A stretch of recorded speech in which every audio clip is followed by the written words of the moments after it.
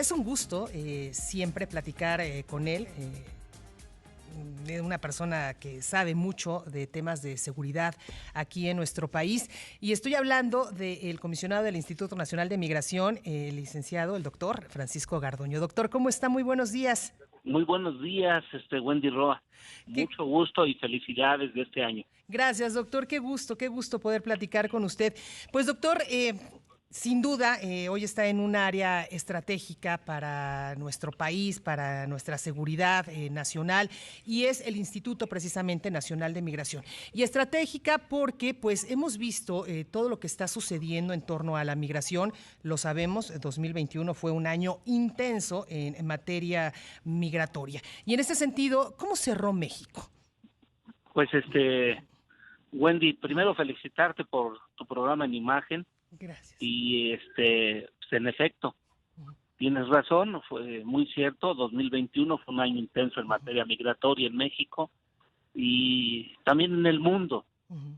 Es un fenómeno multifactorial, pero en el caso concreto de México, te puedo señalar y mencionar algunas cifras para ejemplificar el impacto migratorio del año que terminó, Uh-huh. que fue difícil y que estuvimos en los medios, pero finalmente el gobierno de la República pues ha diseñado una política de respeto a los derechos humanos, humanitaria y de atención concreta a los migrantes.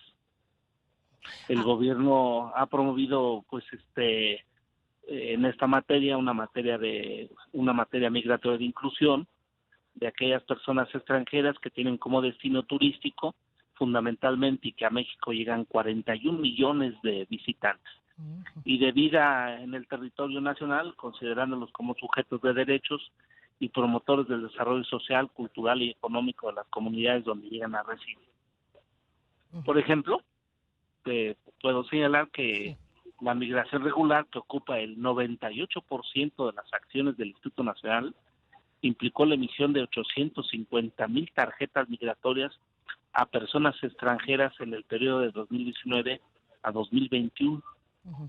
más 234,000 solicitudes de refugio que se expidieron ante la Comar. Además, a través de nuestro grupo Beta, que son estos agentes migratorios que rescatan a las personas en la selva y en los desiertos, se auxilió a 163,469 personas migrantes nacionales y extranjeras, en ríos, en selvas, en desiertos, en montañas, en autopistas, en caminos urbanos, rurales, durante su ingreso a tránsito y salida del territorio mexicano entre enero y diciembre del año que terminó. También incluyo casas de seguridad que a veces los albergan en estas casas y después los abandonan, y ahí pues los dejan en el mero desierto, en unas casuchas, sin alimentos y sin las condiciones que merecen tener estos migrantes irregulares. Sí. Ahora bien, doctor, pues los últimos años, meses de 2021 fueron intensos en cuanto a la presencia de migrantes extranjeros. Fueron más notables estas caravanas que partieron de Chiapas hacia la Ciudad de México, buscando llegar a Estados Unidos, otros más quedándose aquí en la capital del país o en otros estados de la República. Vimos este terrible accidente que hubo en Tuxtla Gutiérrez, en el que desafortunadamente 54 extranjeros perdieron la vida. Ahora este anuncio por parte del gobierno de Estados Unidos de la reactivación de este programa de Quédate en México. Con todo esto que vivimos y que estamos viviendo, ¿cómo es el panorama? ¿Qué vislumbran ustedes para el 2022? Pues primero Uh-huh. te explico lo de los migrantes extranjeros, Sí, sí, que sí. fueron muy visibles, Uh-huh.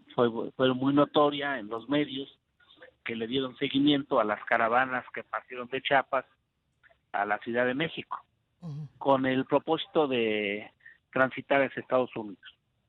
Evidentemente, como señalas, es lamentable el accidente en Tuxtla Gutiérrez, en el que fallecieron 54 extranjeros que viajaban en la caja de un tráiler, y personas migrantes que permanecen en campamentos en la frontera norte. Con esto que señalas, Quédate en México. no tienen la información total. Ellos dicen, bueno, quédate en México porque ya Estados Unidos nos va a dar el asilo o refugio. No es cierto eso. La cosa es que pues los traficantes de personas les venden ideas y les venden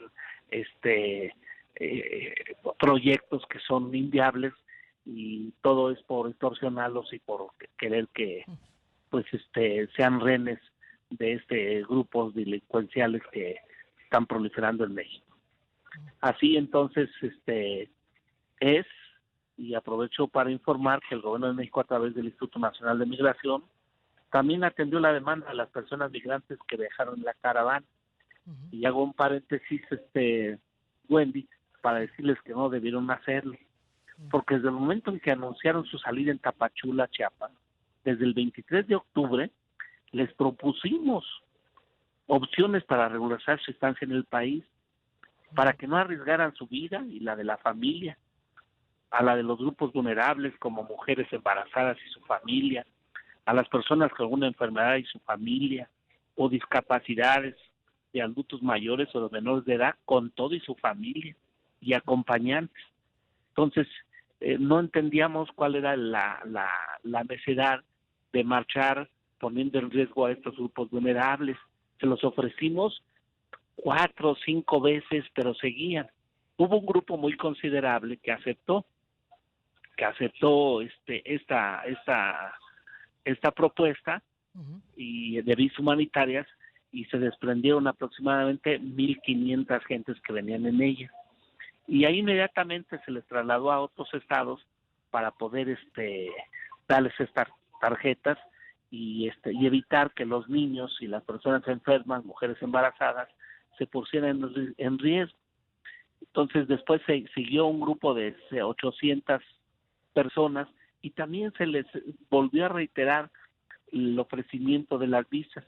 Finalmente llegaron 400 migrantes el 12 de diciembre a la Ciudad de México, después de caminar 90 días, y aquí desafortunadamente en la Ciudad de México fueron contenidos con fuerza pública, cosa que en el cual no estuvimos de acuerdo, porque pues nosotros ejercemos una política de respeto a los derechos humanos, y pues lograron ellos platicar en la Ciudad de México con las autoridades, y los dejaron pasar rumbo a la Basílica de Guadalupe, porque era el día 12 de diciembre, sí. Es un festejo nacional en el que pues no podemos ni cualquier autoridad impedir profesar cualquier religión. Y ellos venían a profesar su religión cristiana, su religión guadalupana, y lo hacen miles y miles de mexicanos anualmente en ese día. Ahorita acaba de tocar un punto importante, doctor. Los niños.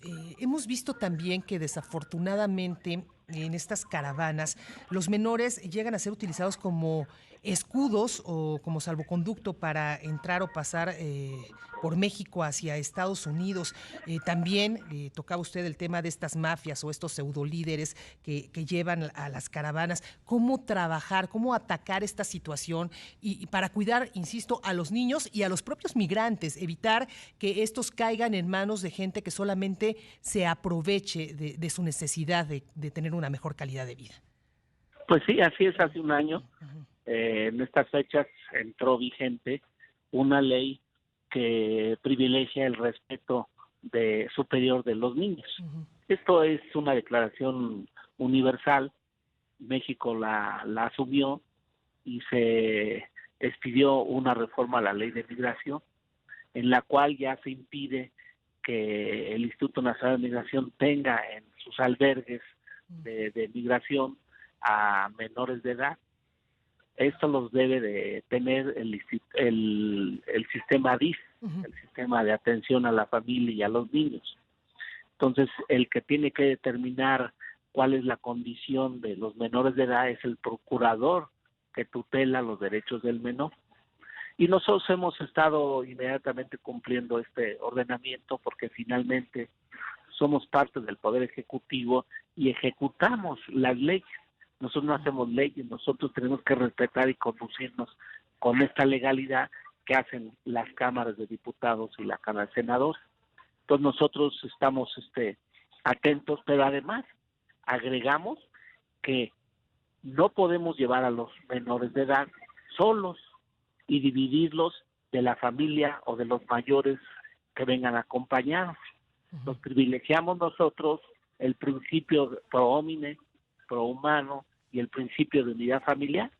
Esto hace que en efecto muchos hayan tomado a los niños como rehenes o como pasaportes para transitar en el territorio nacional, escudándose o amparándose bajo esta legalidad.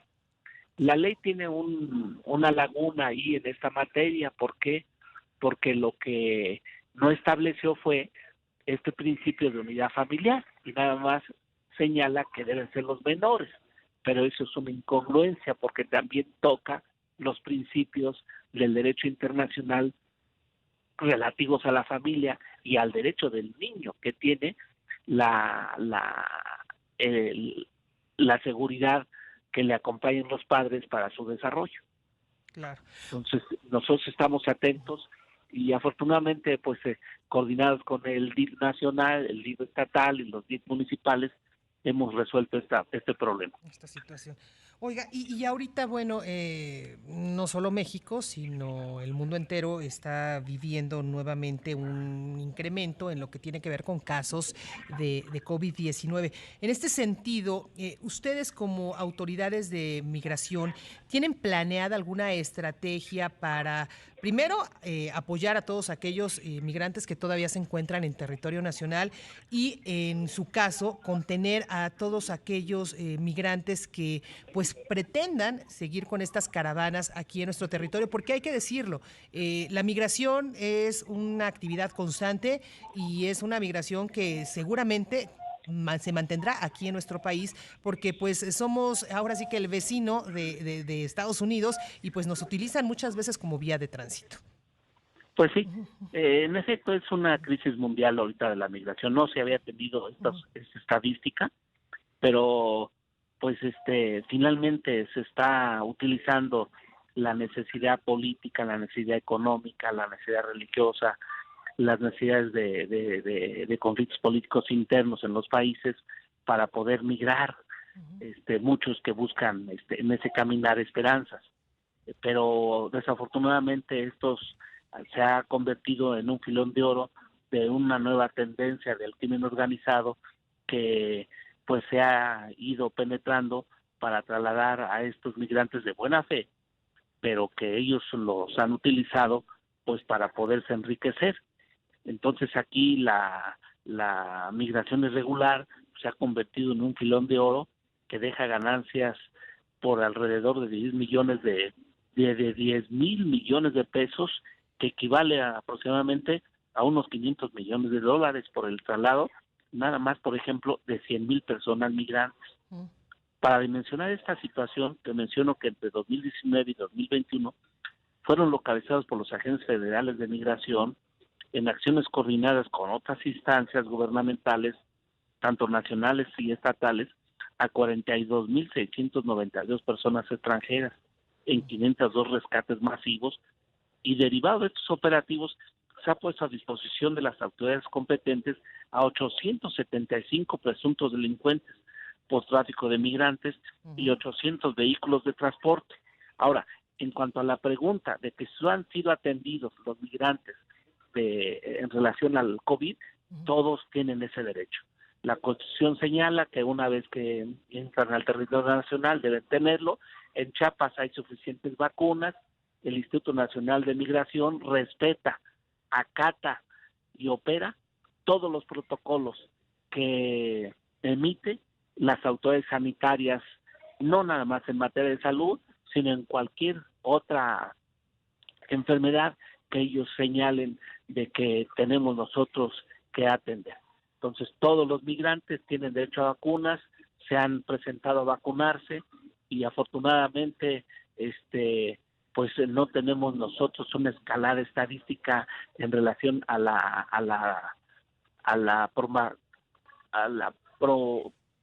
crecimiento del COVID en los migrantes.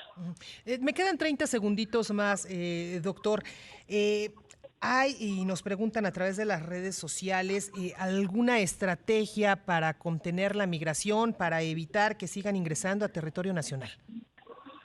Pues lo que ha ofrecido el presidente Andrés Manuel López Obrador es una política que ataque el origen de la migración, que es atacarlas en los países de origen, invirtiendo, porque el modelo neoliberal lo que hizo fue desbastar las economías, concentrar los capitales, impulsar a los imperios o a las ciudades capitalistas, industrializándolas, y se olvidó el campo, se olvidó la inversión, y esto es el resultado de 30 años de descuido de desarrollo económico en los países centroamericanos.